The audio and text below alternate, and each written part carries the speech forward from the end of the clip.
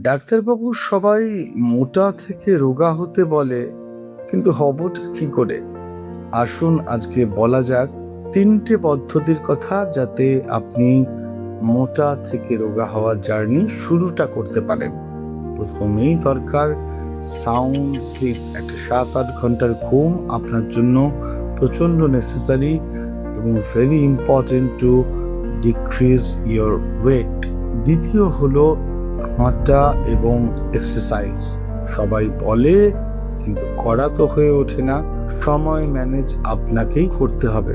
কতক্ষণ হাঁটবেন? সপ্তাহে মিনিমাম ১৫০ মিনিট হাঁটুন। হাঁটুন এইভাবে যাতে ঘাম ঝরে কিন্তু কথা বলতে অসুবিধা না হয়। আর পিটি করার মতো এক্সারসাইজ করুন।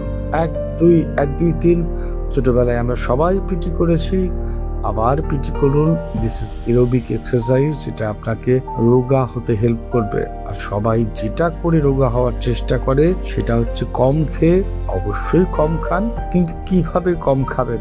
খাবার আগে ১ গ্লাস জল খেয়ে নিন, ২ গ্লাস জল খেয়ে নিন, বা অনেকটা স্যালাড খেয়ে নিন যেটা ফাইবার যুক্ত, এবং তারপরে খাবার খান। খাবারে কার্বোহাইড্রেট কম নিন, যেমন ভাত, রুটি এগুলো কম খান।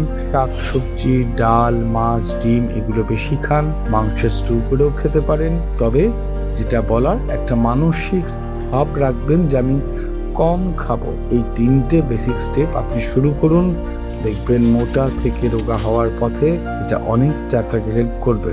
সবাই ভালো থাকুন, সুস্থ হন, আর একটু রোগা হয়ে আপনার চারপাশের লোককে দেখিয়ে দিন তো।